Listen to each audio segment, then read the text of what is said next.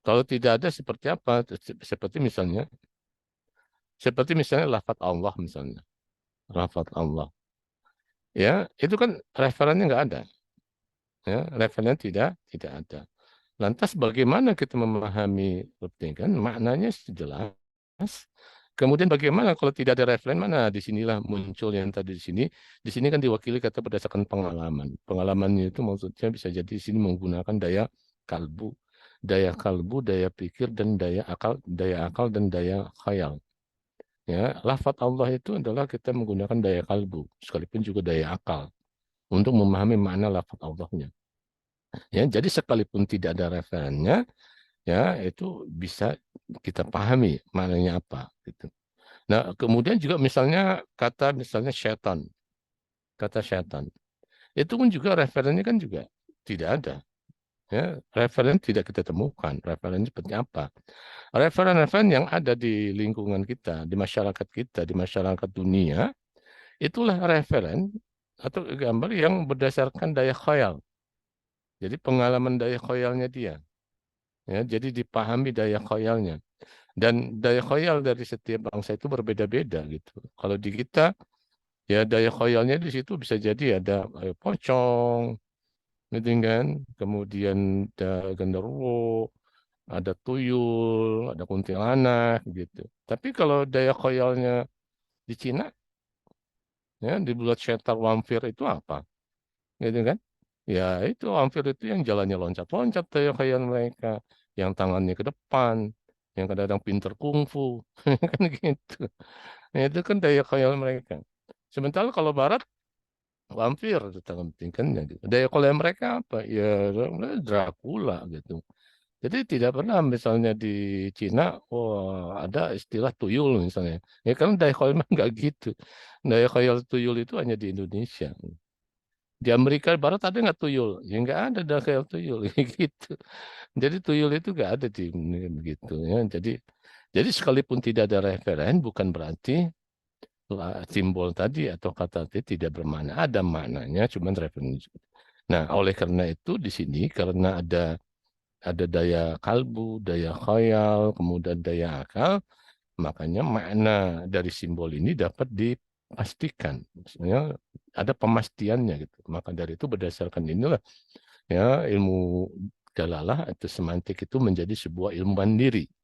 Ya, ilmu mandiri karena ada pemastian yang terlihat nanti. Nah, di sini ada garis yang terputus-putus.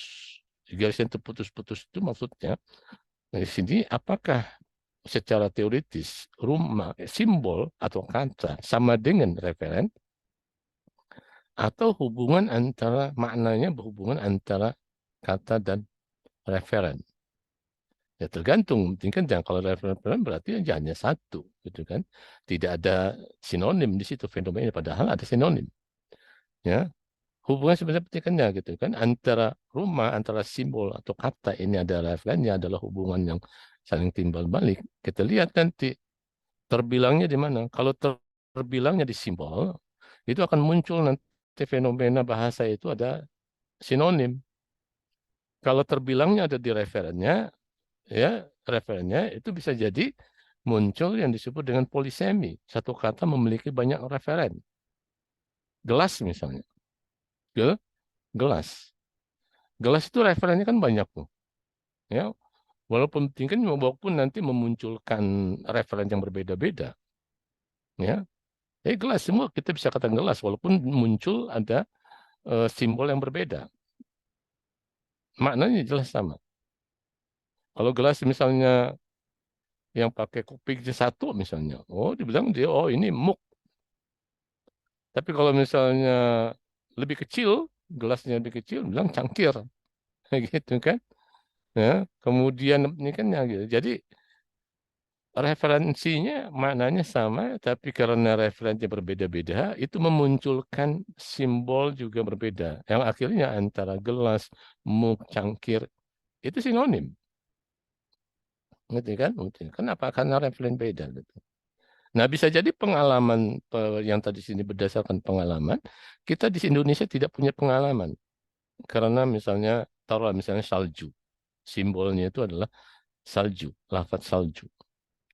Referennya apa? Referennya mungkin kita bisa ambil referen yang ada di gunung di Papua sana. Salju kita paham.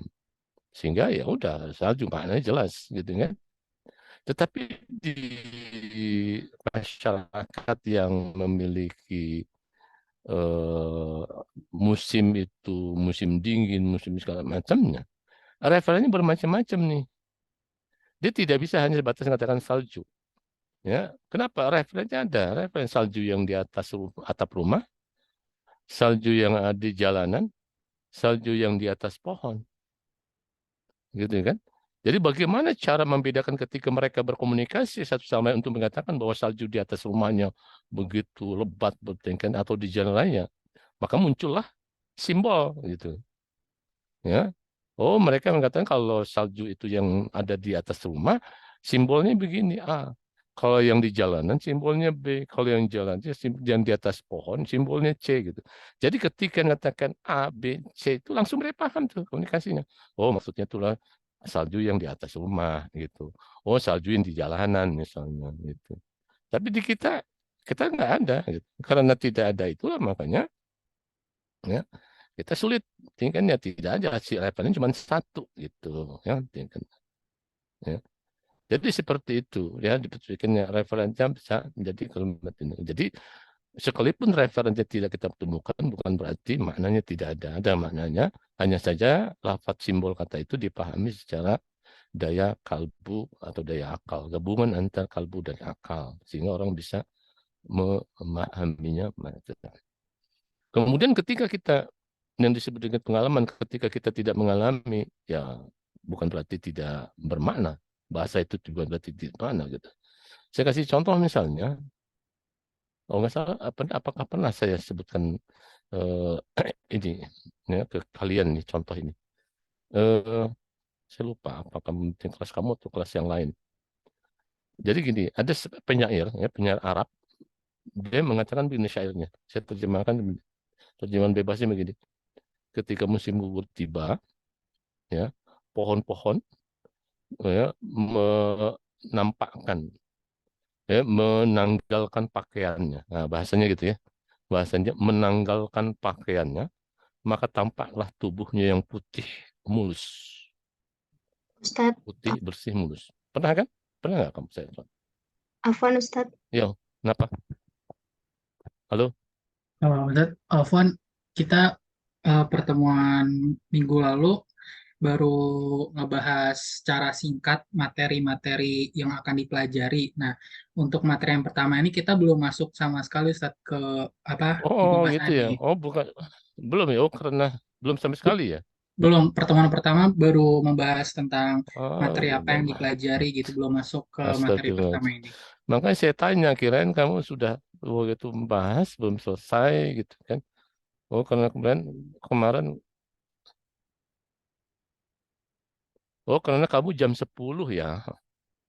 Karena kamu jam 10 ketika saya udah tuh masuk dalam macam nggak masuk ya. Oh, yang saya masuk itu anak yang jam 8 karena jam 9 itu.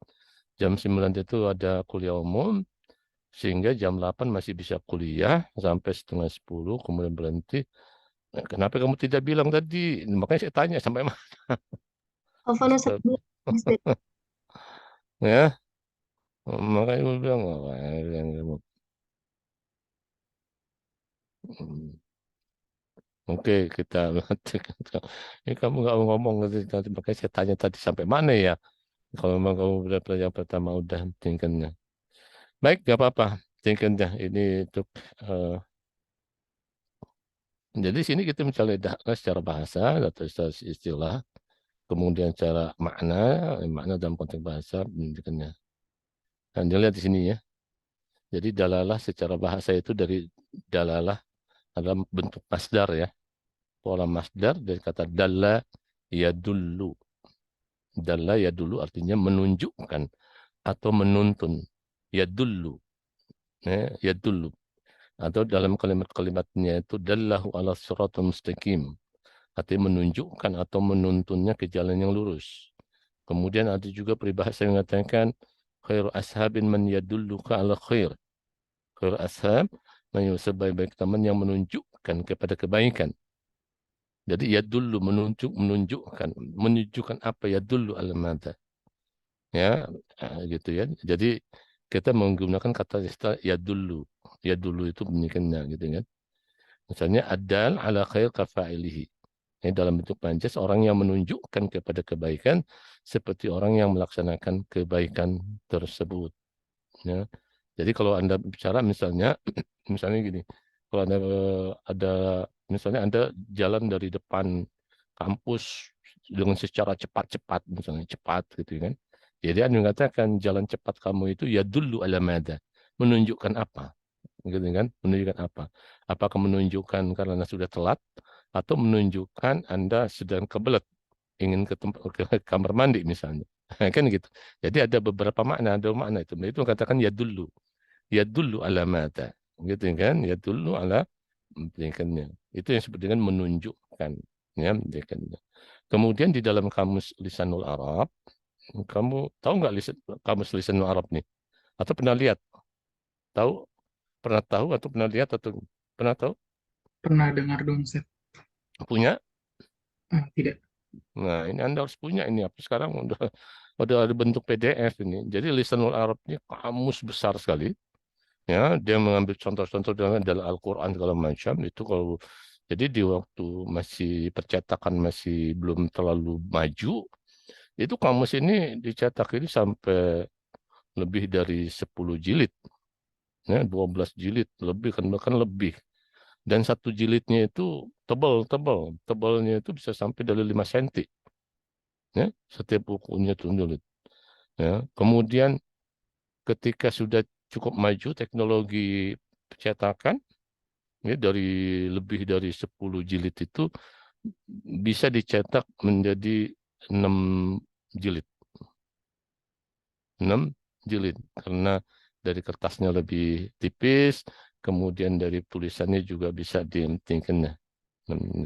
Nah, sekarang teknologi digital sudah banyak lagi gitu. Sekarang dari satu tadi, walaupun sampai 6 buku jilid, sudah bisa dalam satu PDF aja udah ketemu kamu satu PDF itu udah kebuka walaupun halamannya sampai ribuan, ya, dalam satu PDF gitu. Jadi Anda harus punya tuh dalam bentuk PDF penting kan harus cari nanti punya, ya, dan cukup baik bagus pendidikannya. Ini bab ditulis oleh ulama-ulama Salafi, ulama yang abad 3 4 5 Hijriah aja. Nah, di sini ada disebut dalal tu bihadza tariq. Artinya saya mengetahui jalan. Dalal tu bihadza tariq. Pertanyaannya, apa yang membedakan dalal tu bihadza tariq dengan dalal ala siratal mustaqim yang artinya menunjukkan? Di mana letak perbedaannya?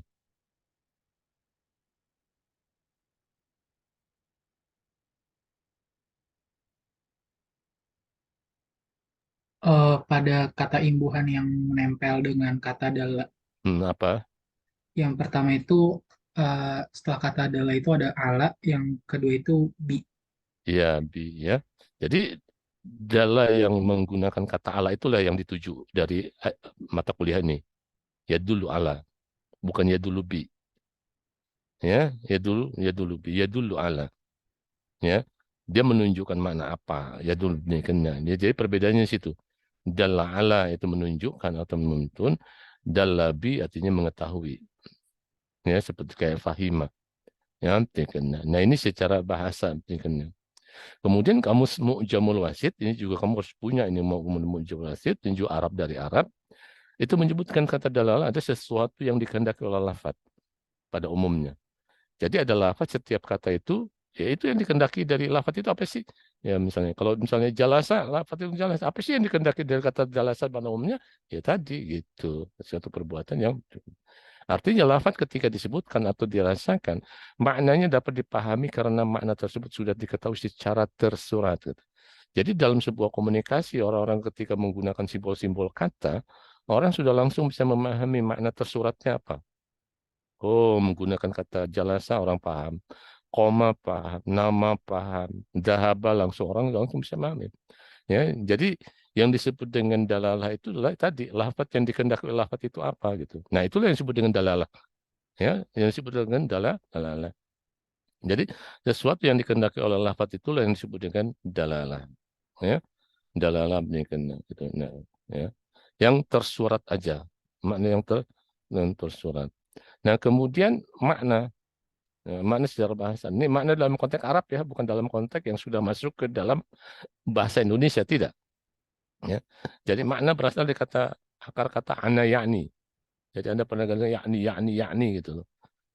Kalau katakan madza ta'ni, ya, itu maksudnya apa? Apa maksud kamu? Gitu. Apa yang kamu kehendaki? Itu maksudnya.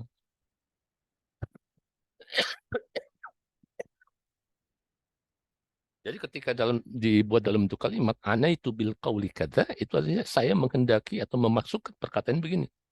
Gitu. Ya. Jadi ketika ada tuturan, ketika ada ujaran, gitu. Maksudnya apa dari tuturan Anda gitu? Berarti kan, ya, itu ana itu mada ta'ni bi. Mada ta'ni bil qaul? Mada bi ta'ni bi qaulika bi kalamika? Apa maksudnya? Apa yang kamu kendaki dengan ujaran kamu? Apa yang kamu kendaki dari kalimat yang kamu sampaikan kepada saya? Apa yang dikendaki, apa yang dimaksud dari istilah yang kamu ungkapkan, yang kamu ujarkan gitu. Itu maksudnya itulah yang disebut dengan makna. Jadi akar kata tersebut makanya membentuk maknan, artinya sesuatu yang dikendaki atau ditunjukkan atau dimaksudkan oleh lafaz. Kan sama nih dengan dalalah tadi.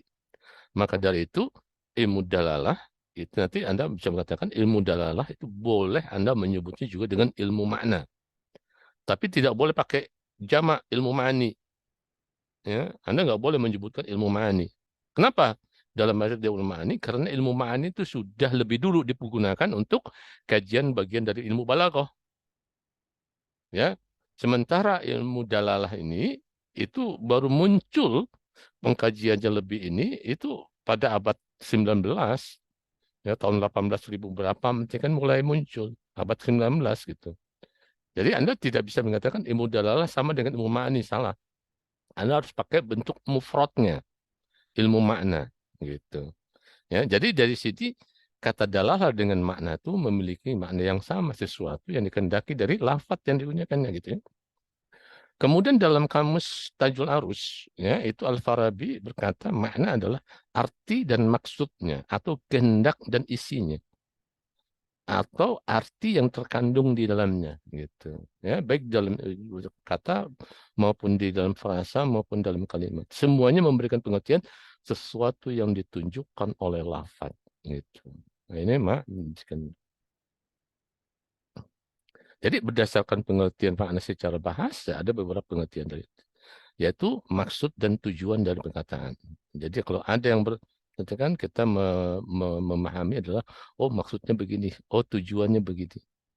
Tujuannya itu boleh boleh arti Anda memahami makna di balik makna. Oh, gitu. Oh dia mengatakan begini karena tujuannya untuk begini, oh, maka begini tujuan begini. Ada tujuan yang dikehendaki gitu ya. Jadi ada maksudnya begini karena tujuannya dia begini. Kemudian arti yang terkandung di dalam perkataan dan sesuatu yang dikehendaki dari makna perkataan tersebut. Ya, arti yang terkandung di dalam perkataan atau sesuatu yang dikehendaki dari makna perkataan tersebut. Nah, ini kan artinya memahami makna di balik makna ini, gitu kan? Kemudian yang ketiga, makna adalah sesuatu yang tersembunyi yang tidak dapat dipahami atau dimengerti kecuali dengan hati dan akal. Nah, untuk memahami makna tersirat. Jadi makna itu ada yang secara tersurat, ada yang makna secara tersirat. Ya, kalau yang tersurat tadi seperti kayak dalalah melihat tingkahnya karena sudah apa lafaz secara umum pada umumnya.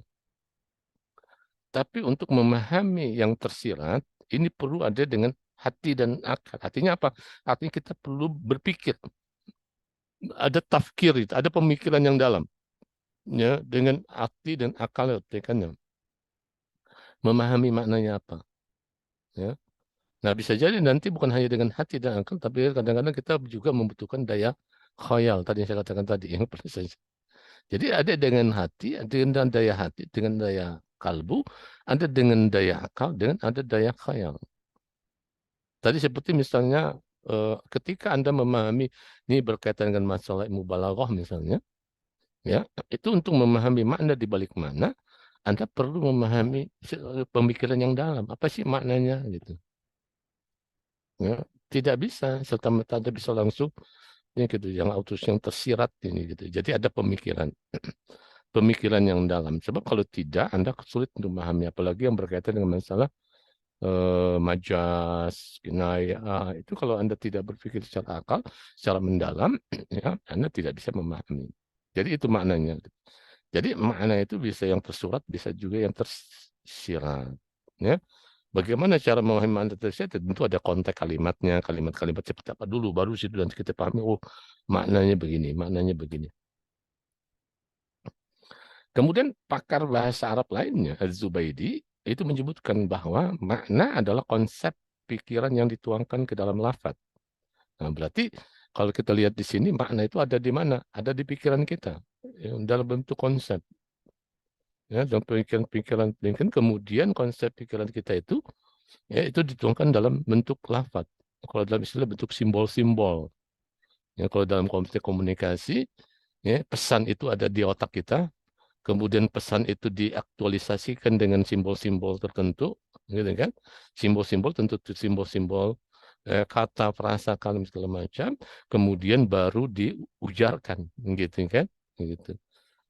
Makanya kalau dalam sebuah komunikasi ketika diujarkan itu menunjukkan konsep pikiran seperti ini pentingnya gitu. Ya, kemudian membentuk nama-nama istilah yang mengacu kepada konsep pikiran tersebut. Makanya konsep pikiran yang dihasilkan dari aspek bahwa pikiran itulah yang dimaksud oleh lafaz disebut dengan makna gitu.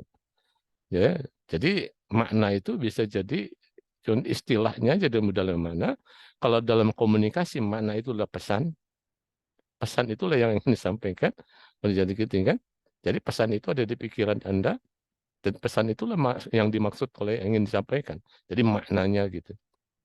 Kemudian dari aspek pemodelan konsep pikiran dari lafaz di akal pikiran disebut dengan pemahaman.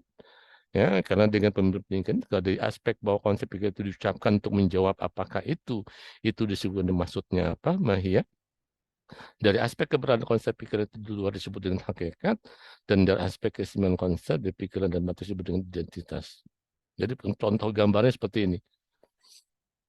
Ya, jadi ada makna. Ya, di sini berada di otak pikiran kita. Konsep aswar zihniyah itu adalah konsep pikiran. Ada beberapa di pikiran kita. Ya, jadi kalau dia dituang indah bentuk itu disebut dengan makna. Ya, jadi makna ini ketika yang dimaksudkan dengan lafaz-lafaz itu, kemudian ketika diujarkan indama tahsul akli, ketika sampai ke otak kita, ya konsep itu dipakai dan pemahaman, kemudian ketika apa maksudnya itu adalah mahiyah, maknanya atau maksudnya apa sih? Artinya maksud di dalam ujaran itu, gitu kan? Dan di sini ada hakikatnya. Hakikatnya ada ingin memahami konsep tadi. Hakikat pendidikannya, gitu kan? Hakikat segala macam konsepnya di sini. Ya, di luar pendidikannya lebih luas lagi. Kemudian baru Anda di sini identitas. Identitas dari lafaz itu seperti apa? Apakah ada suatu pemastian di situ? Ya, yang namanya bahasa pasti harus bermakna. Nah, untuk mendapat makna itu ada konsep, ada pemastian ya. Benar nggak makna ini kan? Ya, makna ini sebuah kepastian segala macam. Perlu ada gitu ya. Sehingga orang bisa menunjukkan bahwa oh iya ini bahasa lafaz ini mempunyai identitas bermakna ini. Mempunyai identitas bermakna jadi seperti itu. Ya, ini pemahaman ilmu dalalah dengan makna secara bahasa dan secara istilah. Nah, kemudian hubungan simbol dan makna. Ya, hubungan simbol. Dalam istilah Arab itu manusia disebut dengan hayawan natik. Hayawan, pakai hayawan. Ya, ya sama sih di Inggris juga disebut dengan animal. Animal, kan kita sebut dengan animal juga hayawan. Tapi pertanyaannya apa bedanya manusia? Ini hayawan natik kan dibilang manusia. Dengan hewan yang kita kenal. Apa bedanya manusia dengan hewan? Akal pikirannya, Ustaz. Dipikir, di pikiran. Hewan itu punya bahasa nggak? Punya. Ya, bagaimana dia berkomunikasi? Dengan Bagaimana hewan bahasanya berkomunikasi? sendiri. Ngelek. Halo, halo, halo, halo, ngelek. Ya, gimana? Gimana, Aisyah? Dengan bahasanya sendiri, Ustaz. Bahasa yang mereka Iya, paham. memang kayak bahasa, kayak kita juga bahasa. Tapi bagaimana kita berkomunikasinya? Apakah sama dengan manusia berkomunikasinya? Berbeda, Ustaz. Coba bedanya di mana?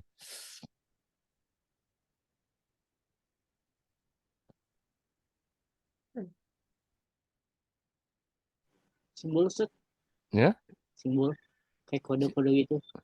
simbol. Maksudnya apa? Itu suaranya, biasanya dia ngeluarin suara gitu. Meong meong meong gitu Ustaz. Ya, simbol kan, dia simbol. Nah, manusia juga pakai simbol kan? Simbol yang diperdengarkan, yang diujarkan kan sama juga.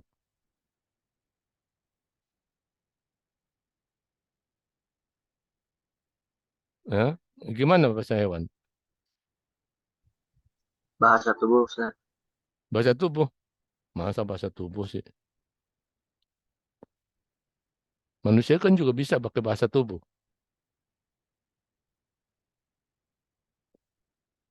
Coba ini kita kembali aja deh ke cerita dalam Al-Quran. Kan Al-Quran ada yang menceritakan hewan yang berbicara kan? Apa tuh? Hewan apa yang berbicara? Yang Allah informasikan bahwa dia berbicara. Semut Dalam cerita Nabi apa? Ya, semut. Gitu kan? Apa yang dibicarakan? Ya, Al-Quran menginformasikan apa yang dibicarakan oleh semut.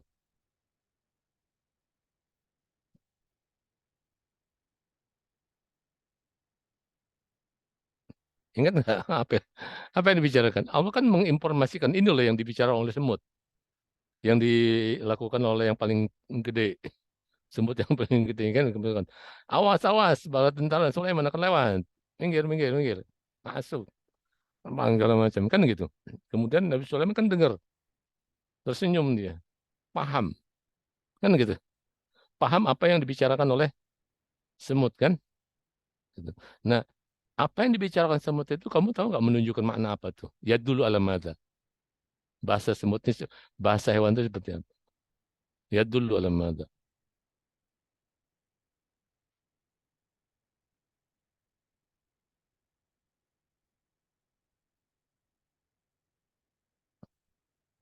Ya, nggak bisa ngambil kesimpulan dengan cerita Al-Quran bahwa semut berbicara. Maknanya itu loh, maknanya itu. Makanya maknanya itu. Artinya apa? Itu menunjukkan bahasa hewan itu dia bisa menginformasikan sesuatu bila yang diinformasikannya itu ada di depan mata dia. Dia melihat. Karena hewan itu tidak berakal pikiran, dia tidak bisa berbahasa dengan menginformasikan hal-hal yang sudah terjadi ataupun yang akan datang.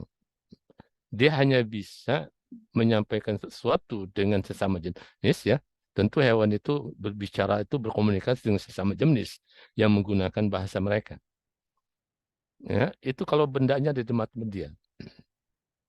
Ya, karena tidak ada pikiran. Sementara manusia bisa menyampaikan masa lampau, bisa menyampaikan hal yang sekarang, bisa menyampaikan yang akan datang. Karena ada pikiran. Sementara hewan tidak. Karena hewan tidak bisa berpikir, makanya bahasanya statis, tetap sama, nggak berkembang. Yang namanya meong ya meong-meong begitu aja semua. Yang di Jakarta meong, yang di Sunda meong, yang di Batak juga meong, tidak berubah. Ketika jatuh kita bawa meong di Batak menjadi khoras, bah, nggak bisa, dia berubah. Bisa. Tetap meong-meong juga. Cuman iramanya aja yang berbeda. Meong, meong, meong. Ketika Anda lihat tuh, yang kucing yang lagi berantem. Ini kan, apa maknanya? Kalau kita paham itu kan wah kalau bahasa kamu ngambil ini ngambil itu orang macam-macam ya tapi ribut kalau macamnya begitu. Nah, beda dengan di dalam Al-Quran itu burung hudhud. Burung hudhud itu kan ceritanya dia menginformasikan yang sesuatu yang sudah dilihat kejadian masa lampaunya. Karena dia terbang ke sana, dia lihat ada kerajaan Balkis segala macamnya dipimpin oleh wanita segala macamnya. Kemudian ketika sampai bertemu lagi dengan Nabi Sulaiman ditanya, kamu dari mana nih? Kemudian dia informasikan bahwa di sana ada kerajaan begini gitu. Itu hewan tidak bisa begitu sebenarnya. Itu dalam Al-Quran, burung Hud itu mukjizat. Salah satu mukjizat yang Allah berikan kepada burung hud-hud bisa menyampaikan masa lalu, masa lampau.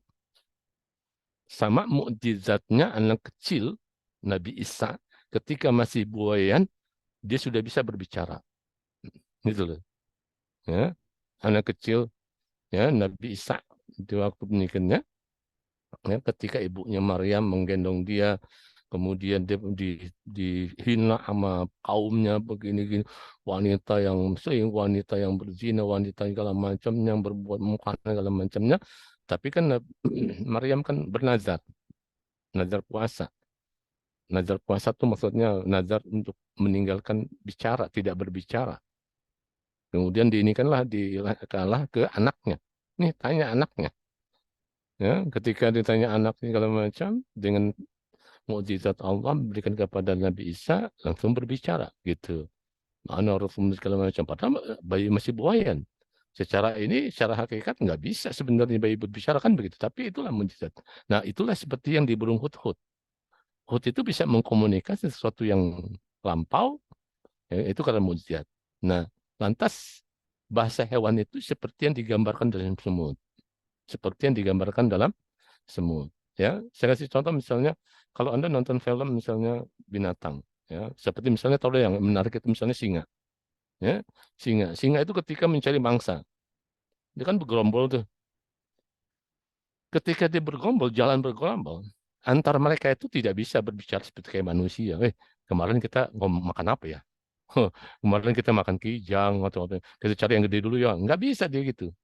Atau misalnya di depannya dia belum ada binatang, masih kosong, belum menemukan binatang.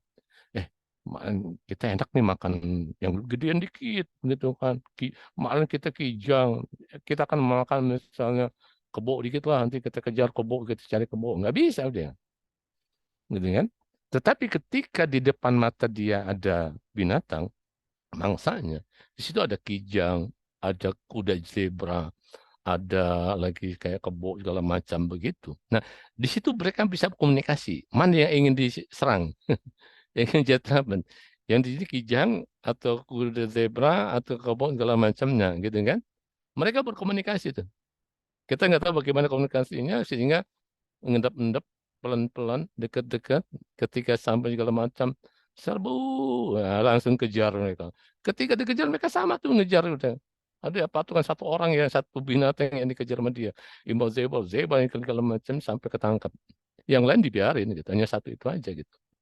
Jadi pada saat ketika melihat bendanya di depan dia, dia bisa menginformasikan mana yang harus kita serang. Gitu bahasanya gitu kan. Kalau nggak ada, ya nggak ada, dia nggak bisa ngomong begitu gitu. Kenapa? Karena dia tidak berpikir. Otaknya ada nggak? Ada otak, tapi otaknya tidak oleh Allah tidak diberikan suatu hal berpikir gitu. Ya berakal pikiran. Jadi disinilah makanya bedanya itu natik ini sih natik. Ya, natik itu natoyantik, artinya dia berujar. Jadi berakal pikirannya. Jadi pada hakikatnya manusia itu berakal pikiran. Ada dorongan berpikir dalam dirinya yang mengakibatkan setiap konsep pikiran yang ada dalam dirinya itu dinyatakan melalui media simbol. Ya. Dan dengan cara demikian dia memberitahukan pesan yang dia kehendaki. Gitu. Ya, tadi itu pikiran, konsep pikiran yang ada dalam hati dia. Kemudian itu dinyatakan dalam simbol-simbol. Simbol-simbol apa? Tentu simbol yang berbentuk verbal. Ya, kata, simbol-simbol istilah, segala macamnya. Gitu. Jadi dengan cara demikian, dia bisa memberikan pesan yang ada yang dia kehendaki. Jadi simbol-simbol itulah menunjukkan makna atau pesan yang ada di konsep pikiran tadi. Jadi kemampuannya dalam melakukan itu dengan mengatur media bahasa atau simbol-simbol untuk digunakan sebagai pembawa pesan merupakan kompetensi berbahasa.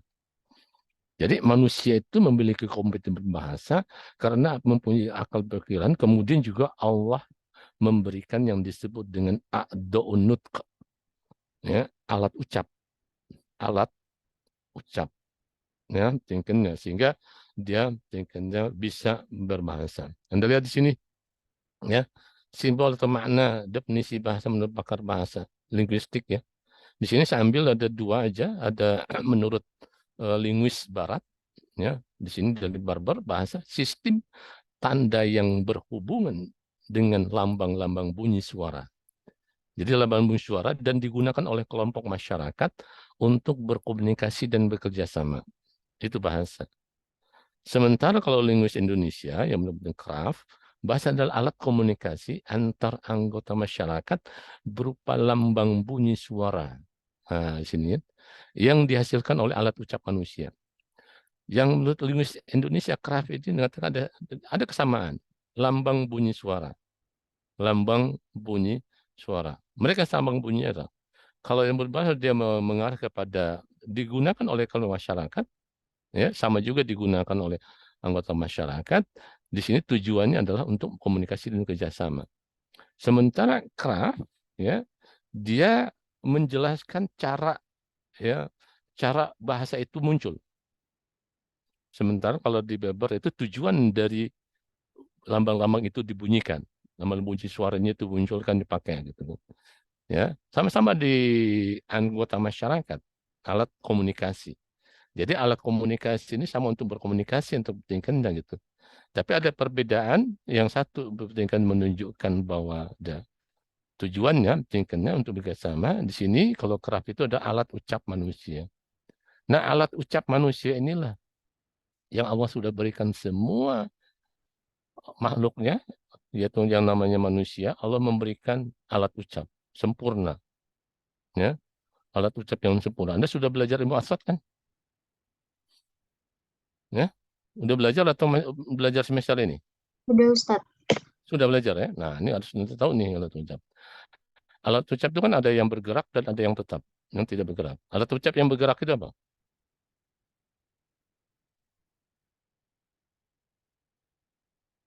Lidah dan bibir. Lidah dan bibir. Ya, lidah dan bibir itu alat ucap yang bergerak yang menentukan bisa bunyi-bunyi suara itu muncul. Ya, bunyi-bunyi tembang muncul. Ya, alat bibir. Apalagi kalau lidah, lidah paling lentur. Ya, jadi kalau artinya apa? Artinya gini, alat ucap manusia itu misalnya taruhlah misalnya lidah. Lidah itu kalau Anda punya lidah lentur, Anda bisa fasih mengucapkan bunyi-bunyi lambang-lambang dari bunyi dari lembaga itu. Maksudnya lentur itu lidah Anda bisa digulung nggak dari depan ke belakang. Jadi seperti misalnya digulung begini nih, lidahnya gitu. Atau dia ke samping gini. Dia bisa membentuk itu. Jadi kalau lidahnya bisa dibuat seperti itu, ya, Anda pasti bisa bersiul. Tapi kalau lidah Anda kaku, nggak bisa dibuat dilengkuk kayak gitu, Anda nggak bisa bersiul tuh. Mungkin Anda nggak bisa bersiul. Kayak saya misalnya, lidah saya nggak bisa dilekuk, nggak bisa dibuat, nggak bisa kiri kanan itu nggak bisa dibuat melengkung, menjauh begitu, ya, nggak bisa bersiul. Jadi dan kalau lidah yang lengkung itu dia bisa fasih kalau dia menirukan bunyi-bunyi suara yang agak berat pun juga dia bisa menirukan. Beda dengan yang susah gitu. Ya. Nah, itu dari konteks kan alat ucapnya sama kan ya, cuman ya ada perbedaan-perbedaan antara manusia dan segala macamnya. Begitu juga misalnya bibir. Kalau bibirnya sumbing segala macamnya atau gigi misalnya, salah satu gigi yang memang pentingnya, kalau ada ompong, nah, itu ada bunyi-bunyi yang udara harus ditahan dulu oleh gigi. Ya. Kalau dia ompong, udara itu langsung keluar sehingga kalau dia mengucapkan sesuatu tidak pasti jadinya nanti. Ya. Tidak fasih gitu. Begitu ya bibir. Ada suara itu artinya udara itu harus ditutup dulu oleh bibir. Baru dipencarkan. Makanya seperti kayak ba. Anda ketika Anda mengatakan ba, itu bibir Anda harus tutup dulu. Udara itu jangan kan ya.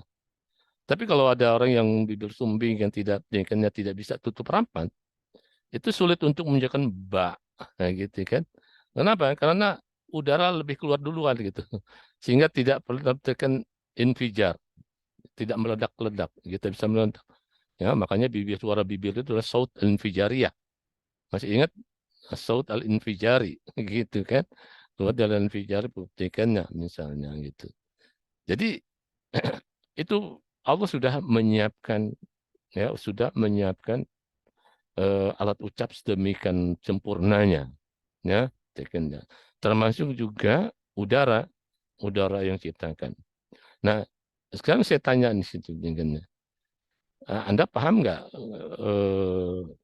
apa manfaat udara yang keluar dari kita? Kita kan ketika kita menghirup udara, itu kan udara kita bersih kan? Kemudian ketika udara itu kita keluarkan, itu udara kotor. Ya, makanya kenapa udara kotor? Makanya hadis Nabi mengatakan jangan ditiup kalau minum. Ya, kenapa? Karena ada bakteri, jarasim, jurthum, ya, bakteri-bakteri yang nempel lagi, kemudian kita telan lagi. Makanya nggak boleh tiup. Itu kotor lah, istilahnya kotor. Tapi pada saat yang sama, ketika udara itu kotor, udara yang keluar itu kotor, tapi Anda tahu nggak manfaatnya apa? Apa manfaat dari udara yang kotor dan yang keluar dari situ?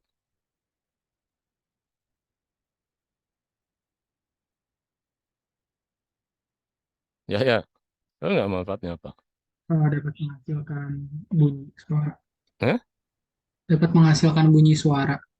Gimana punya suara? Udara tadi kan maksudnya dia melewati kayak kerongkongan terus apa alat-alat di mana dia memproduksi suara gitu, Ustaz. Mm-mm. Karena tanpa udara suara itu tidak dapat dihasilkan. Iya, udara betul dihasilkan. Benar pendidikannya. Udara itu menunjukkan bunyi-bunyi suara gitu. Tapi kenapa yang jadi masalah ketika pendidikannya keluar?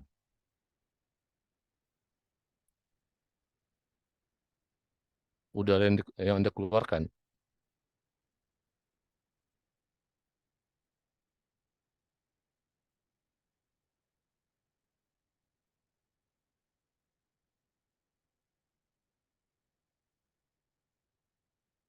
Ya, artinya gini, kalau saya tanya, kapan Anda bisa menyuarakan tadi? Menyuarakan tadi simbol-simbol tadi. Membuat bunyi-bunyi tadi kapan?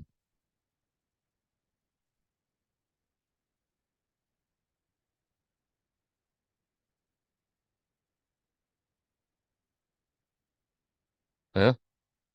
Tadi berkaitan dengan masalah udara tadi. Iya, udara benar, itu menimbulkan bunyi-bunyi. Tapi udaranya kapan? Kapan udara itu menimbulkan bunyi-bunyi?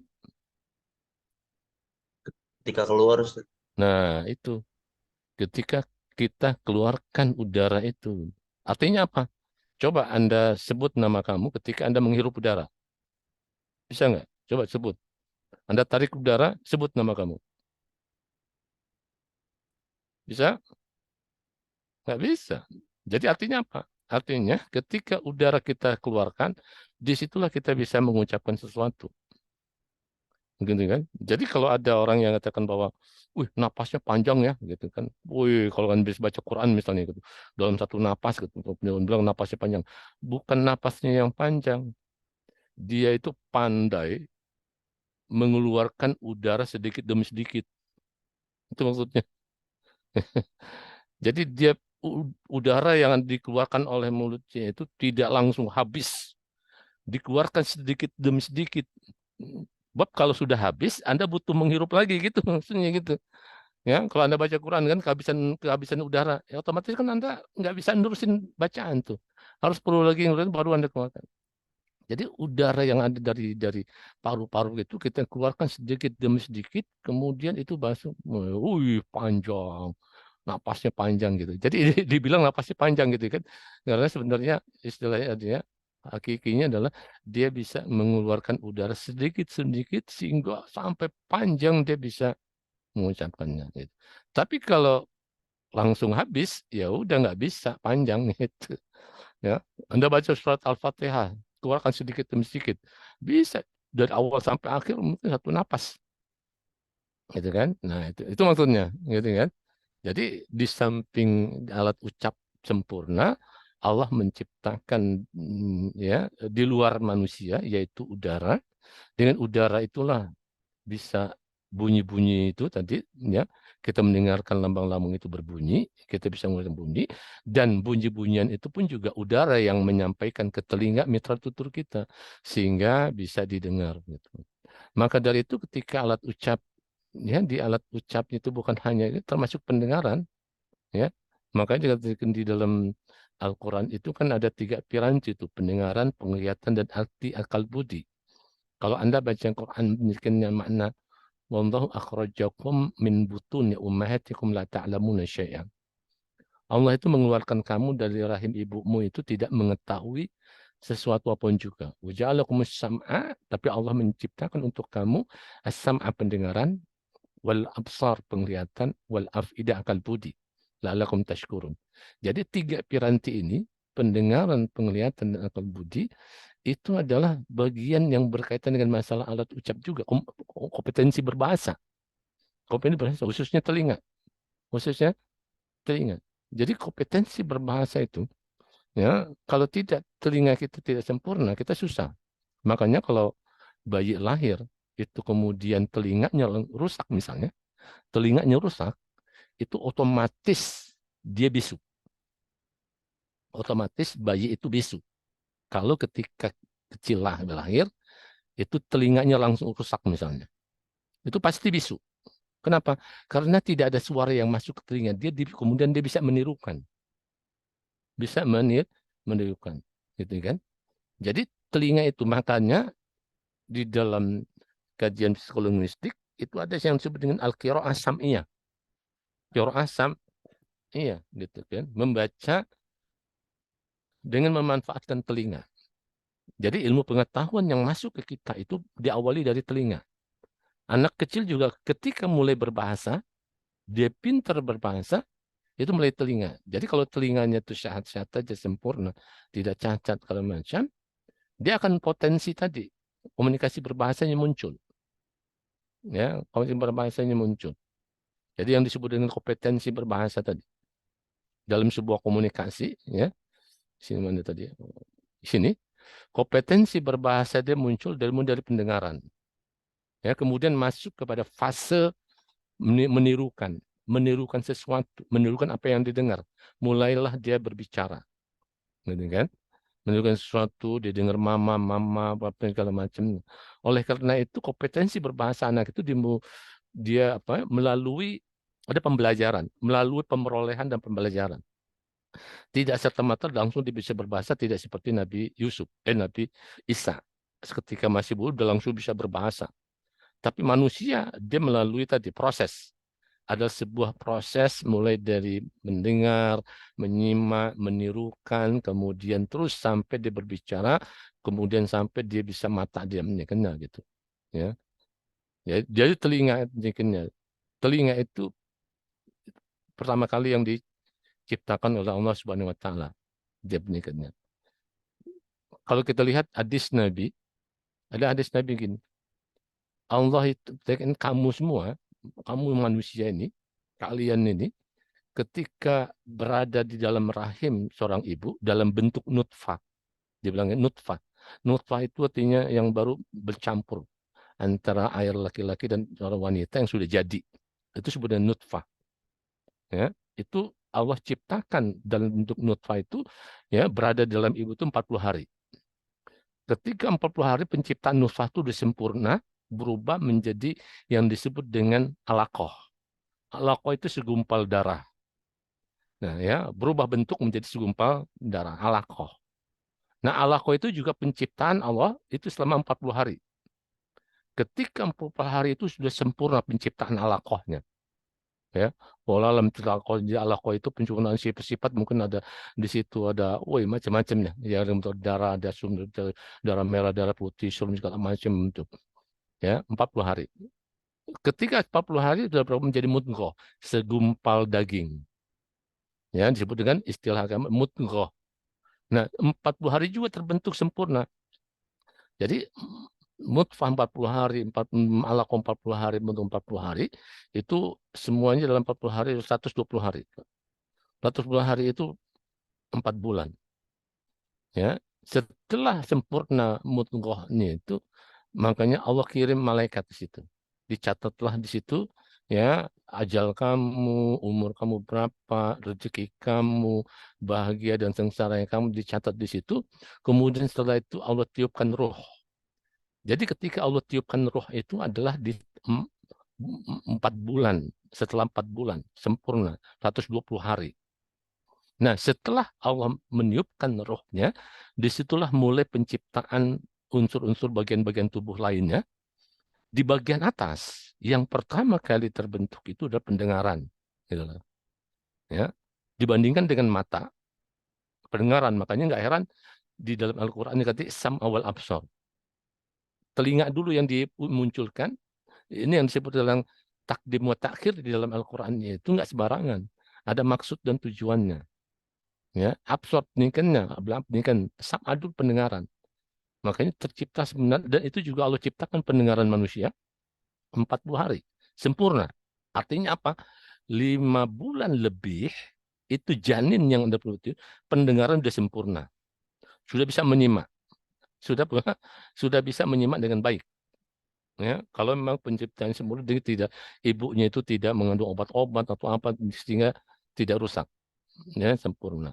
Makanya ada cerita begini, kita ini ada anak-anak kecil, anak-anak kecil yang berbakat begitu, hafalannya kuat, hafal Al-Quran, gitu kan.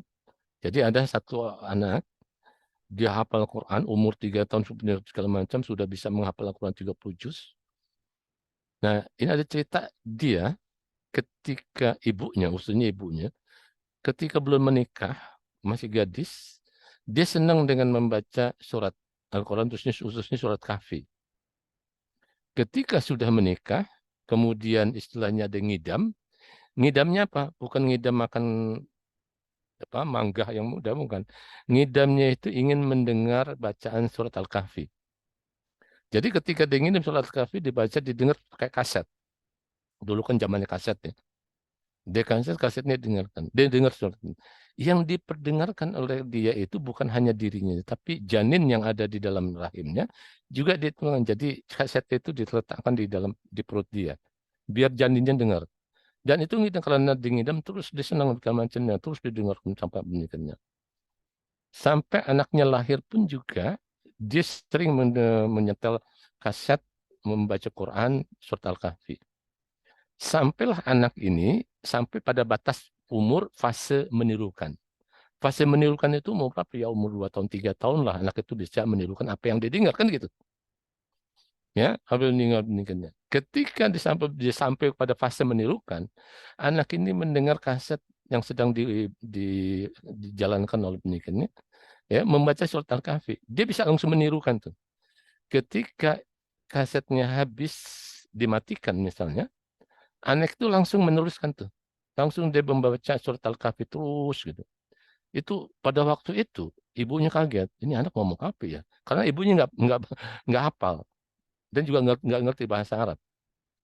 Ya, dia nggak ngerti anaknya. Disangkanya anak ini kesambet setan, ngomong sendirian, ngomong segala macamnya. Sehingga wah, dipanggillah tetangga-tetangganya. Kenapa anak saya? Kenapa anak ribut segala macam? Tapi di situ ada tetangganya yang hafal Al-Quran, yang ngerti. Sehingga dilihat apa yang diucapkan anaknya ini, Masya Allah. Anak ini sedang membaca surat Al-Kahfi. Gitu nanti. Surat Al-Kahfi. Nah pertanyaannya, dari mana anak ini hafal surat Al-Kahfi? Gitu kan? Nah kalau kita lihat dari urutan ke belakangnya, apa yang dilakukan ibunya, ibunya itu apa? Sering memperdengarkan kaset surat Al-Kahfi. Sehingga di otaknya nyantol. Nyantol gitu. Otaknya nyantol gitu. Sehingga dia bisa mengutarakan apa yang ada di otaknya dia gitu. Ketika di macam dia langsung bisa menurunkan. Itu artinya apa? Artinya anak kecil itu belajar berbahasa atau berbicara, mendapatkan ilmu pengetahuan melalui telinganya pertama. Makanya nggak heran anak-anak kecil umur tahun bisa udah ngapal Fatihah dari mana? Dia belum bisa baca, belum bisa Al-Quran, belum kenal huruf. Lantas dari mana dia bisa baca? Nah itu dari menyimak tadi gitu, dari menyimak tadi gitu. Ya, jadi berbahasa itu diawali dari menyimak tadi, dia mendengarkan suara-suara, ya ketika di nonton TV dapat kosakata banyak gitu. Jadi dari satu sisi, dari sisi Ya, anak kecil yang menonton televisi, tapi bukan hanya satu suara ini aja. Dari berbagai dia juga menyimak warta berita atau film segala macam, itu akan mendapatkan kosakata yang banyak. Ya, kosakata yang banyak dari satu etniknya. Tapi tetap juga diwanti-wanti, jangan sampai seperti di dalam film-film ini ada kosakata yang kurang pas, kasar misalnya. Nah, itu makanya di televisi itu kan disensor. Kata-kata yang kasar itu kadang-kadang dimatikan suara, disensor, nggak berbunyi. Ya, kenapa? Karena bahaya kalau ditirukan oleh anak, gitu kan? Nah, dia kan sensor. Gitu.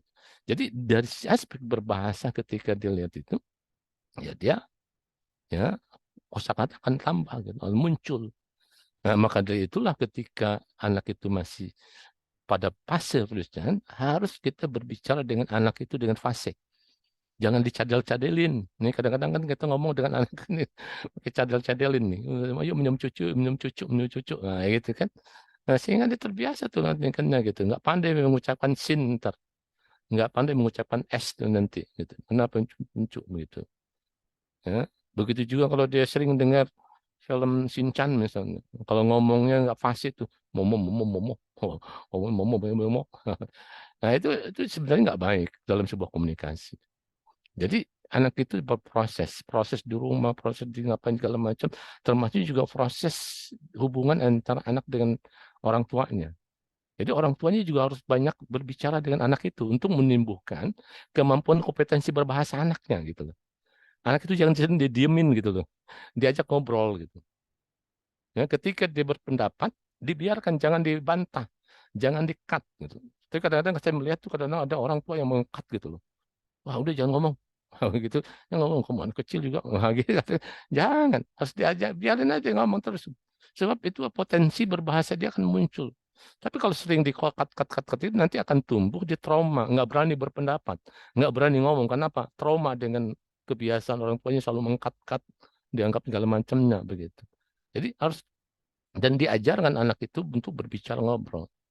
Ya, bapak ibunya. Ketika misalnya kalau dia jalan-jalan, ingin jalan-jalan misalnya, anak itu ditanya walaupun keputusan akhir oleh bapak atau ibunya gitu kan. Tanya, misalnya adik mau kemana nih? Ancol Pak. Gitu. Kenapa Ancol? Ya dikasih dia ajak dia ngomong Ancol. Oh Ancol begini Pak, begini gitu. Nah, kemudian kakak mau kemana? Misalnya ke puncak. Kenapa di puncak begini? Nah, biar dia bisa bahasa walaupun akhirnya nanti bapaknya yang memutuskan, bukan anaknya yang memutuskan, bapaknya yang memutuskan. Tapi itu adalah satu cara proses untuk supaya anak itu kompetensi berbahasanya jalan. Gitu. Jadi ada proses di rumahnya yang diberi kesempatan untuk berbicara gitu. Dan juga adab sopan santunnya juga diajarkan sehingga dia juga ngerti bagaimana cara bersopan santun ya kan nah, begitu. Ya makanya nggak heran juga kalau ada bapak ibu membahasakan ada kakak adik mengatakan dia juga ngomong kepada kakak gitu. Misalnya Kak Diva gitu kan. Anaknya juga akan gitu, adiknya nanti akan juga pakai kakak juga gitu. Jadi kalau bapak ibunya membahasakan dia mengambil kakaknya dengan Dipa, Dipa, adiknya yang dengar itu juga akan Dipa, Dipa juga gitu. Makanya dalam konteks pembelajarannya itu bapak dan ibunya juga menggunakan memanggil anaknya pakai kakak juga. Kenapa? Untuk dalam konteks proses biar adiknya yang di bawahnya itu memanggil kakaknya juga pakai kakak gitu. Jadi ada pembelajaran bahasa untuk bersopan santun gitu. Ya, gitu. Nah itulah harus ngerti, jangan gitu. Jadi kompetensi itu sudah dimiliki, udah komplit lah dari sisi alat ucapnya, dari sisi udara, dari sisi akal pikirannya Allah sudah memberikan manusia itu bisa berbahasa. Makanya hayawan natik tadi, ya hayawan natik yang memilikinya gitu.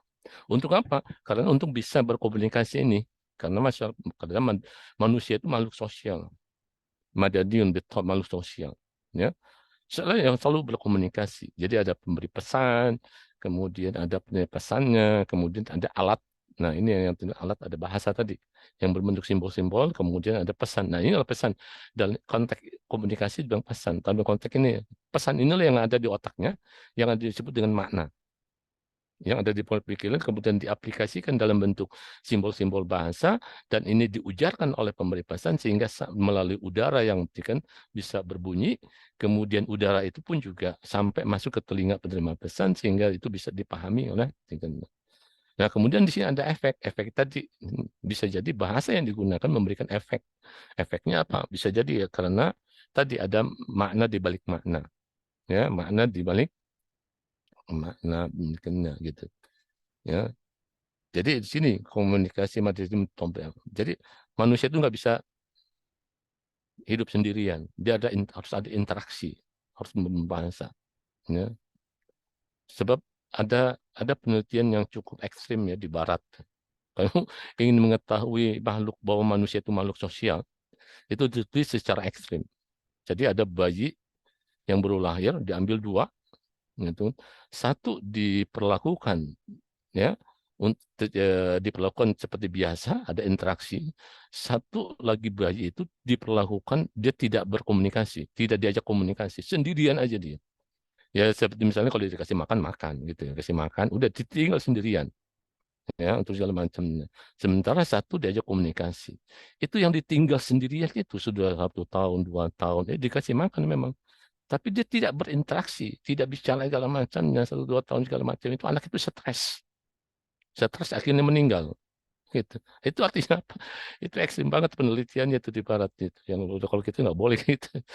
Itu ekstrim cukup kita pahami secara dengan akal dan kalbu ya udah gitu maksud paham secara ini nggak usah pakai di apa diteliti secara lapangan untuk dilakukan sebuah penelitian manusia itu bayi itu ditinggal sendirian nggak ada komunikasi ya stres dia meninggal akhirnya gitu ya akhirnya kenapa ya itu tadi manusia nggak bisa hidup sendirian dia butuh interaksi karena Allah sudah menciptakan segala di dalam dirinya itu alat ucap segala macamnya dan logikanya pikiran perlu disampaikan sementara tidak ada yang disampaikan tidak ada yang didengar tidak ada segala macam akhirnya stres. Jadi proses komunikasi ini bermula adanya sebuah pesan yang akan disampaikan oleh pemberi pesan. Pesan ini muncul dalam pikiran, gitu kan? Nah, pikiran ini, konsep pemikiran ini yang didukung dengan logika yang teratur. Ya, nah, ingat nih, logika yang teratur. Itu Allah sudah berikan juga, sudah ajarkan. Makanya itu di dalam surat Ar-Rahman, Ar-Rahman, wa khalaqal insan 'allamahul bayan. Kata-kata 'allamahul bayan, al-bayan itu secara bahasa itu al-mantiq as-sahih, logika yang sehat. Ya, Allah sudah ajarkan semua manusia Allah ajarkan itu tanpa pandang bulu, mau yang ingkar, mau yang kafir segala macam, yang beriman segala macam, Allah sudah ajarkan gitu. Jadi dengan logika yang sehat dan teratur di situ, dia bisa mengaktualisasikan kata-kata yang berbentuk kalimat dan akhirnya menjadi sebuah wacana. Oleh karena itu bahasa sebagai sistem atau simbol kan benar-benar berfungsi apabila pikiran, gagasan, dan konsep diungkapkan melalui kesatuan dan hubungan yang bervariasi dari sistem simbol tersebut. Jadi dari sini sistem ini membawa sebuah sistem ya karena ada aturan-aturannya, ada kata-kata kalimat yang harus dirangkainya, diujarkan segala macam dan untuk menunjukkan pikiran ada gagasan atau konsepnya. Gitu. Jadi tidak bisa dia hanya berpikir seperti itu, ya. Jadi harus ada kesatuan. Di sini adalah melalui kesatuan. Maksudnya kesatuan itu ada urutan-urutan yang benar secara kebahasaan, secara kompetensi kebahasaannya. Ya, secara kompetensi kebahasaan itu sudah teratur. Di sinilah yang disebut dengan kompetensi berbahasa. Jadi kompetensi berbahasa yang ada pada setiap manusia sudah memiliki itu semua.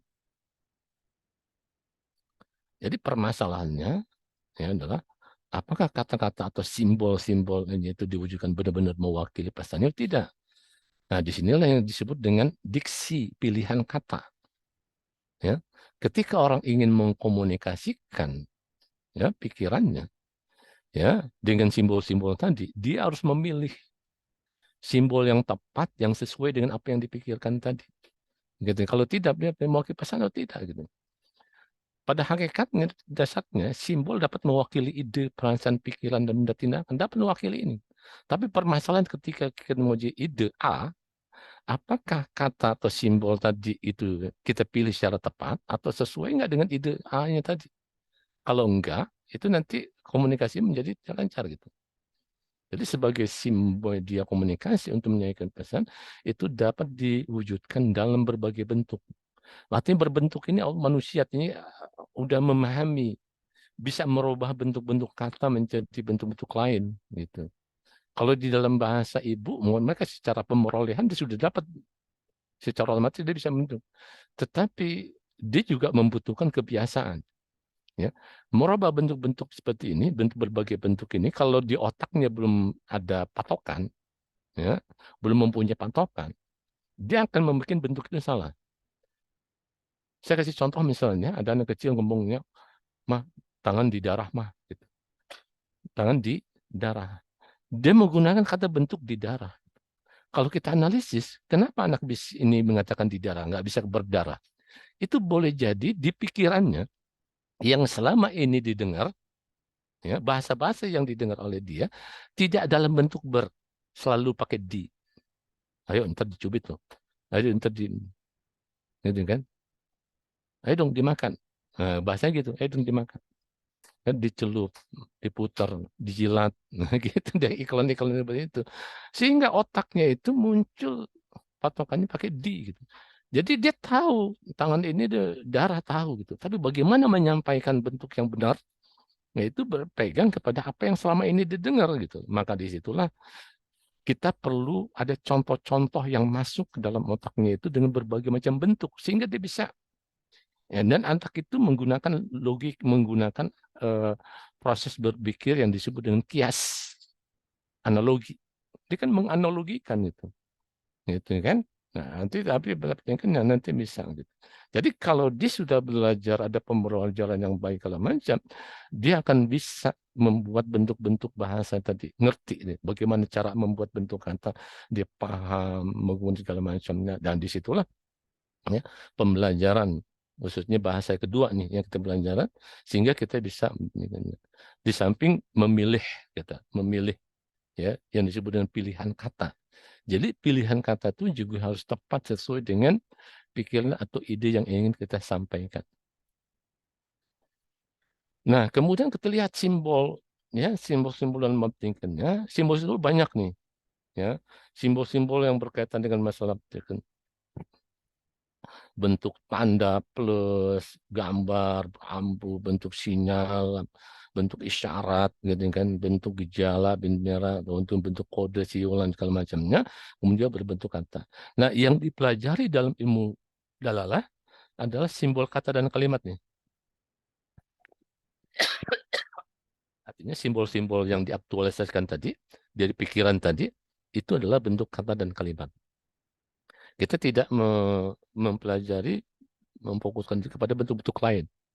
Walaupun di dalam kita berkomunikasi kadang-kadang menggunakan bentuk syarat.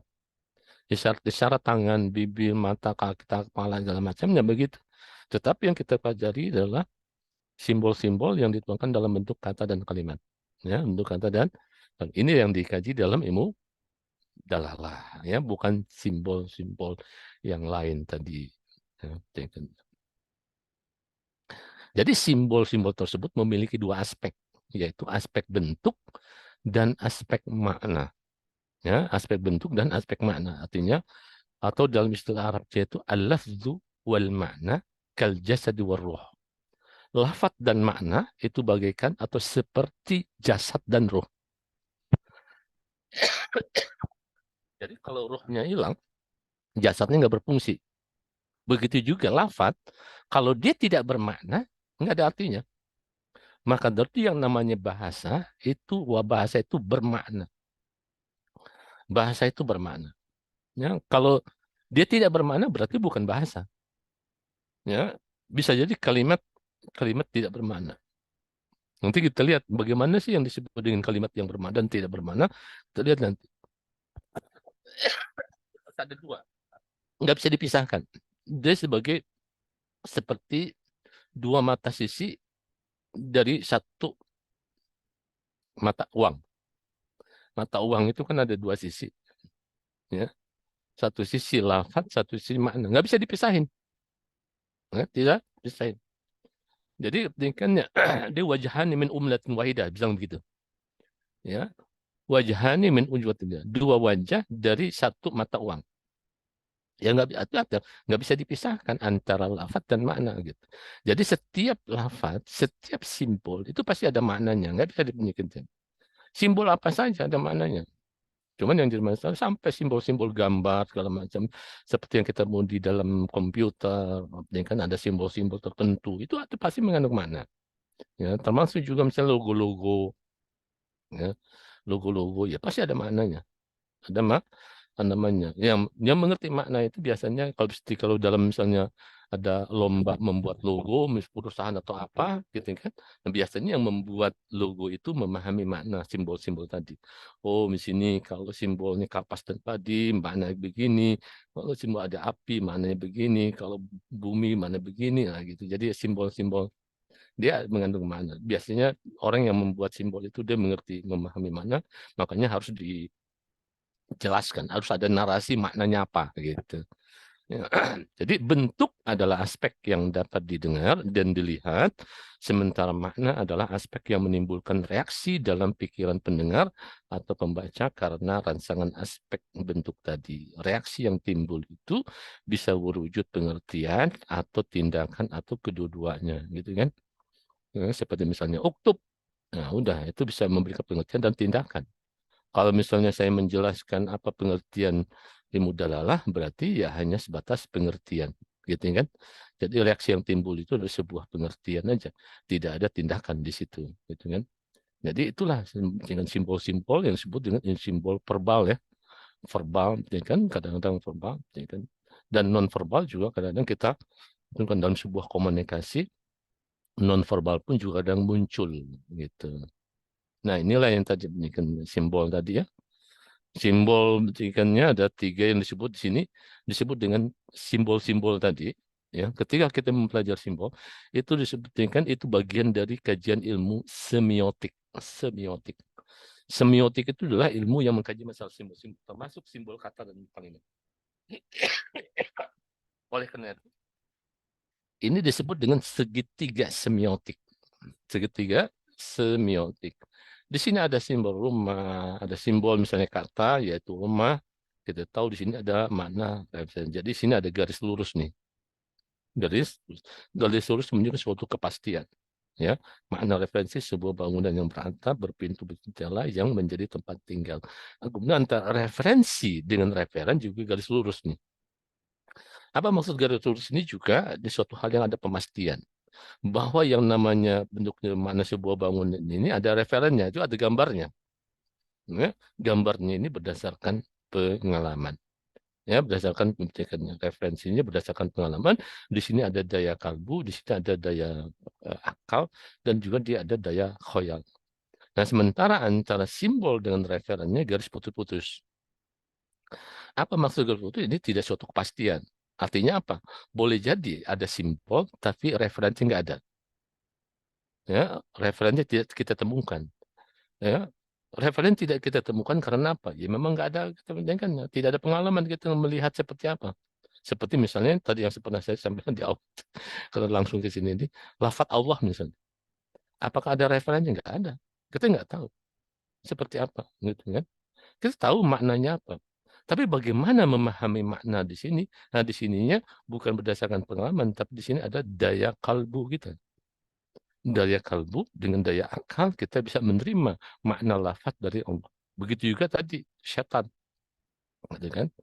Syaitan juga tidak ada referennya, tidak ada referensi. Apa sih referensinya? Yang ada kita lihat gambar-gambar yang menunjukkan syaitan itu adalah daya khoyal. Daya khoyal manusia yang mungkin diambil dari sifat-sifat syaitan tadi yang diberikan oleh Al-Quran, misalnya syaitan begini, bertanduk, begini, segala macam, sehingga muncullah gitu. Tapi daya khoyal syaitan-syaitan yang lainnya gitu, itu semua daya khoyal semua gitu. Kita tidak pernah lihat, ya, seperti misalnya kuntilanak, kita tahu kuntilanak seperti apa, gitu kan? Daya khoyal kita, pocong ya, karena dari pocong diambil dari orang ketika dikubur, pakai di ikannya, gitu kan? Nah itu adalah dari sisi pengalaman. Gitu. Tapi di sini kadang-kadang pengalaman tadi di sini. Kalau Anda tidak punya pengalaman, bukan berarti kalimat itu tidak bermakna, tapi Anda tidak mempunyai pengalaman. Gitu. Seperti tadi yang saya katakan tadi di awal, di waktu langsung sini Anda kemudian langsung komplain bahwa belum dari awal belum pelajaran gitu kan. Ya, nah, sekarang ini tadi. Sebelum akhir. Apa makna tadi yang saya katakan tadi misalnya ada penyair Arab yang mengatakan bahwa ketika musim gugur tiba ya pohon-pohon menanggalkan bahasanya gini menanggalkan pakaiannya bahasanya gitu menanggalkan pakaiannya maka tampaklah tubuhnya yang putih, bersih dan mulus gitu. Lagi mulus. Nah, coba apa apa maknanya? Anda tahu ya dulu lah menunjukkan apa? Ah, paham nggak?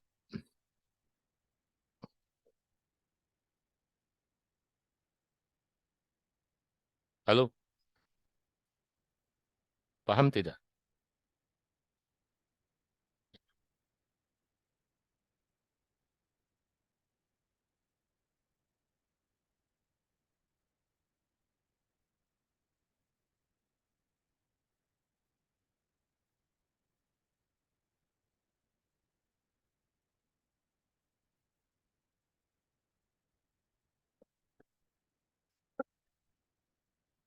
Mana nih jawabannya? Nggak ada yang jawab. Syifa, paham tidak?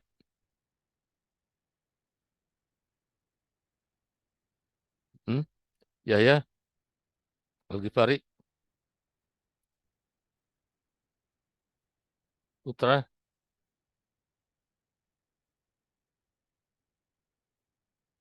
Arya,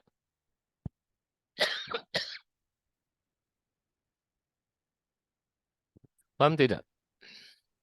Kurang Ustaz. Nggak paham. Nah, itu, ya, ini saya ingin menunjukkan bahwa kamu tidak paham tadi simbol kalimat tadi, kalimat-kalimat simbolnya, karena memang Anda tidak lihat ya, tadi referennya ada, sebenarnya ada, referennya ada, ya, artinya barang sesuatu yang mewakili dan demikian ya. Tapi karena kamu tidak pengalaman, tidak melihat, sehingga nggak paham. Kenapa tidak paham? Karena itu sebenarnya penyair itu sedang menginformasikan fenomena alam yang terjadi, ya, terjadi di negara yang memiliki 4 musim. Sementara kita cuma 2 musim. Ya hujan dan kemarau aja gitu. Kita tidak punya musim gugur, musim semi, sehingga kita dan alam-alam yang mungkin karena tidak ada musim gugur segala macam, sehingga kita tidak bisa melihat proses alami benih-benihnya gitu. Tapi kalau Anda lihat tinggal di negara yang menurut musim gugur, itu kamu lihat tuh. Jadi ke pohon itu kalau musim gugur itu rontok semua. Yang rontok itu bukan hanya buah dan daunnya saja, termasuk kulit pohon itu juga rontok. Gitu kan. Nah, ketika dikatakan syair itu menanggalkan pakaiannya, itu maksudnya adalah pohon itu terkelupas kulitnya. Jadi kulitnya terkelupas. Jadi kalau Anda ambil batang pohon, kemudian kulitnya Anda kelupas, itu pasti dalamnya putih. Gitu loh, seperti itu, putih gitu kan. Jadi kulitnya itu terkelupas, makanya itu yang digambarkan bahwa kulitnya menanggalkan pakaiannya, maka tampaklah tubuhnya yang putih lagi mulus bersih gitu. Itu maksudnya apa? Itu terkelupas tadi gitu. Jadi jadi pohon itu semua putih bersih semua, benar kenyang, nggak ada pohon, nggak ada daun, nggak ada buah segala macam putih, nggak mati dia tidak mati, tapi bentuknya gitu ya. Tapi ntar kalau kembali habis musim gugur, semi, kembali lagi tuh kulitnya gitu. Jadi kulitnya itu lagi, nah itu disebut dengan mereka akan berpakaian kembali, gitu. Berpakaian kembali, kemudian dia kulitnya akan muncul lagi, gitu ya.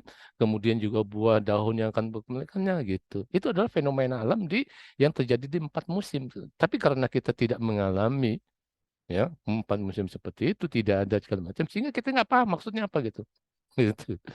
Terus terang saja saya mendapatkan syair itu ketika berada di Saudi Arabia gitu. Saya nggak paham sebenarnya.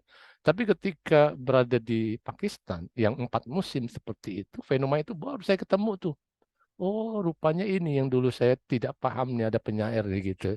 Ya, jadi berdasarkan pengalaman tidak ada karena di Saudi nggak ada pengalaman seperti itu, sehingga nggak paham. Tapi ketika berada di daerah yang fenomena alamnya seperti itu, baru saya tak paham. Oh, rupanya ini yang dulu dikatakan dalam syair itu menanggalkan pakaian, ya, rambutnya bersih gitu, ya. Jadi ini contoh untuk menunjukkan bahwa ya, sekalipun referen.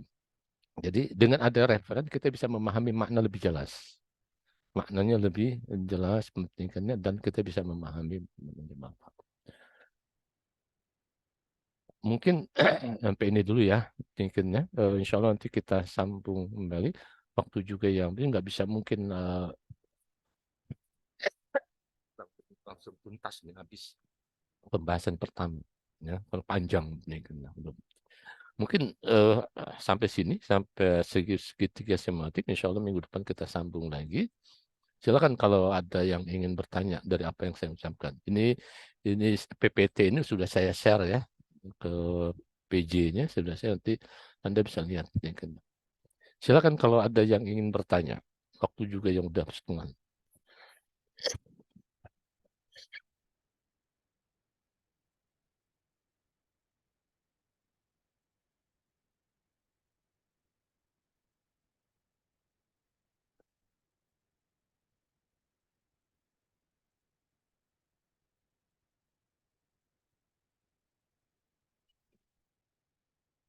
Siapa yang bertanya? Ada?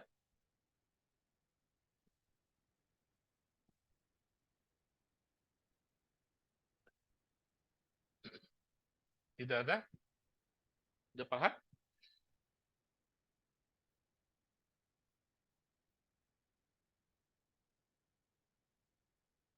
Kalau Insya tidak Allah ada, sudah paham Ustaz. ya? Sudah paham ya?